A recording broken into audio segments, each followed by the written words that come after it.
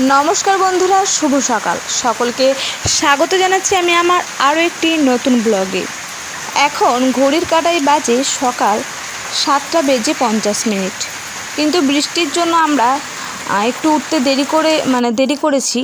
যেহেতু সকাল থেকে উঠে বাড়িতেই থাকতে হবে সারাদিন, কোথাও আর এই বাড়ি কাকিমাদের বাড়ি যাব তার কোনো উপায় নেই। সারাদিন শুধু বৃষ্টি, এই কারণে। আর আমার ছেলে দেখছো গাছগুলোকে তুলে রাখছে, কারণ গাছের গোড়ার মাটিগুলো সব ধুয়ে চলে গেছে। আমি ওকে না করছি যে আমি তুলে রাখবো না, ওই সব কিছু ভিজে ভিজে দেখো না গাছ তুলে রাখছে। তারপর ওকে বললাম আর তুই তাড়াতাড়ি করে ব্রাশ করে নে। তারপরও ব্রাশ করার জন্য ওখানে সিঁড়িতেই বসে ব্রাশ করছে আর কি। বৃষ্টিতে আর কোথায় যাবে তাছাড়া বলো তো। আর সারা দিন খালি বৃষ্টি, তোমরা দেখতেই পাচ্ছ কীরকম। এখন এত ধরো 7:50 বেজে গেছে, তাও কত বৃষ্টি। এরকম সারা দিনই বৃষ্টি হবে। আমাদের গত 8-9 দিন ধরে রোদ্দুর উঠছে না। আর তারপর ওকে ছাতাটা দিয়েছিলাম, ছাতাটা দেওয়ার পরে ও ছাতা দিয়ে গাছে জলটা আগে ফেলে দিল। ওইটা আমার একটা ছোট্ট লঙ্কা গাছের চারা ছিল, ওটা ফুল গাছ না কিন্তু। আর বাকি ওগুলো সব ফুল গাছ, পাতাবাহারের গাছ আছে। তারপর ওকে বললাম তুই এখন ঘরে আয়, আমি সিঁড়িটা পরিষ্কার করে নিই, কারণ সিঁড়িটার মধ্যে নোংরা জমলে না শ্যাওলা পড়বে। আর পরে কখন আমরাই নিজেরাই স্লিপ করে পড়ে যাব, তাই একটু জল ঢেলে পরিষ্কার করে নিচ্ছিলাম। তোমরা সারাদিনে আমার ব্লগটি দেখতে থাকো, পরে আবার দেখা হচ্ছে তোমাদের সাথে।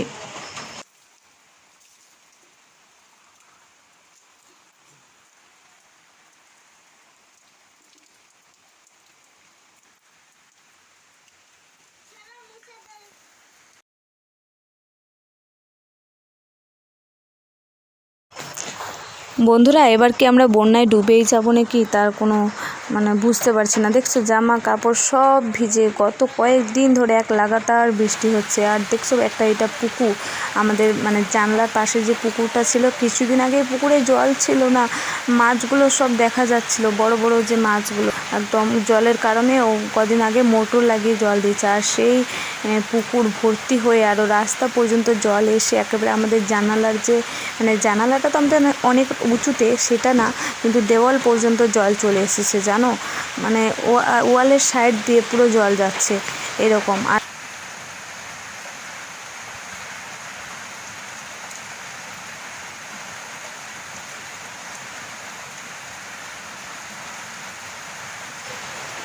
তারপর বন্ধুরা আমি বিছানাটা আগে উঠাই নিলাম, বিছানা পরিষ্কার করে নিচ্ছি, কারণ দেখতেই পাচ্ছ ব্ল্যাঙ্কেট বের করতে লাগে, কারণ রাত্রে ঠান্ডা ঠান্ডা একটু লাগে, একটু বলতে ভালোই লাগে। আর আমার ছেলেকে বই পড়াবো, আর এই কারণে আমি ওখানটা পরিষ্কার করে নিলাম। আর দেখতেই পাচ্ছ বন্ধুরা, এই যে আমি চাদরের উপরে একটা পাতলা কম্বল বিছিয়ে নিয়েছি, কারণ ও বারবার ভিজে পায় আসছে, আর চাদরটা আমার মনে হয় যেন ভিজে ভিজে যাচ্ছে, এই কারণে এটা বিছিয়ে বইগুলো রেখে আমি চলে গেলাম রান্নাঘরে চা খাওয়ার জন্য। আগে চা খেয়ে আসবো, তারপর এসে ওকে একটু বই নিয়ে বসাবো। আর সকালে একটু বই নিয়ে বসাবো, কারণ কালকে স্কুল ছুটি আছে, আর আজকে তো রবিবার, না হলে 2 দিন ফাঁকি দিবে আর কি। এত ফাঁকি দিলে পরে পড়ার মনটা চলে যাবে। আরম্ভ করলাম। একদিন দুপুরে বসে গল্প লিখছি, বাবার কাছে একজন ভদ্রলোক দেখা করতে এলেন। তাকে বসিয়ে বাবাকে ডেকে দিলাম। বাবা এসে তার সঙ্গে, এখানে তার বানানটাতে চন্দ্রবিন্দু কেন দিয়েছে? তার মানে কি, যদি কোনো একজন মহান বা গুণী ব্যক্তি হয় তার বানানের চন্দ্রবিন্দু দিতে লাগে, ঠিক আছে? তার সঙ্গে খানিকক্ষণ গল্প সল্প করলেন, তারপর দুজনে একসঙ্গে কোথায় বেরিয়ে গেলেন। আমার খাতাটা টেবিলে ফেলে এসেছিলাম। ওরা চলে যাওয়ার পর ওরা দুজনের মাথাতে দেখো চন্দ্রবিন্দু দেওয়া, ওরা বাবা আর বাবার যে বন্ধু দুজনকে ওরা বলছে, আমরা তো ওরা বলি, কিন্তু এখানে চন্দ্রবিন্দু দিয়েছে। একজন সম্মানীয় ব্যক্তিকে শ্রদ্ধা জানা, এইখানে এই জন্য চন্দ্রবিন্দু বসাইতে লাগে, ঠিক আছে? তারপরে দেখো ওরা চলে যেতে তাড়াতাড়ি খাতাটা আনতে গিয়ে দেখি আমার সে অর্ধেক লেখা গল্পটার পাতায় কি আছে। তারপর হলো কি, বাকি গল্পটা সেই ভদ্রলোক নিজেই লিখে শেষ করে রেখেছেন। গল্প লিখেছিল অর্ধেকটা, যে লোকটা আসছিল ওর বাবার বন্ধু দেখা করার জন্য, তিনি গল্পটা লিখে শেষ করে দিয়ে গেছেন। তিনি ছিলেন তখনকার একজন নামকরা লেখক নগেন্দ্রনাথ গুপ্ত। কে ছিলেন তিনি? নগেন্দ্রনাথ গুপ্ত। বড় হয়ে তার লেখা অনেক সুন্দর গল্প প্রবাসীতে পড়েছি। আমার খাতায় তার লেখাটা নিশ্চয় খুব ভালো হয়েছিল।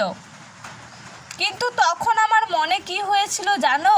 মনে হলো কারেন্টের প্রবলেমের জন্য আমার মোবাইলে চার্জও ছিল না, তাই তোমাদের সাথে এইটুকুই শেয়ার করতে পেরেছিলাম। আর তারপর আমি স্কুলে গিয়ে মোবাইলটা চার্জ দিয়েছিলাম, তারপরে আমি তখন তোমাদের সাথে ভিডিওটা তারপরে শেয়ার করছি। দেখছো এটা বন্ধুরা, স্যাররা গাছ লাগাচ্ছেন, কারণ বৃষ্টির দিন এখন যে গাছটাই লাগানো যাবে সেই গাছটাই ঠিকমতো এখন গাছটা মানে হয়ে যাবে। তাই এখানে একটা গোলাপ ফুলের গাছ লাগাচ্ছিলেন স্যাররা, আর ওদিকে লাগিয়েছেন একটা আমলকি আর দুটো নিম গাছ, একটা কৃষ্ণচূড়া, 4-5টা গাছ লাগিয়েছেন। আর টিফিনে দিয়েছিল আজকে খিচুড়ি আর বেগুন ভাজা।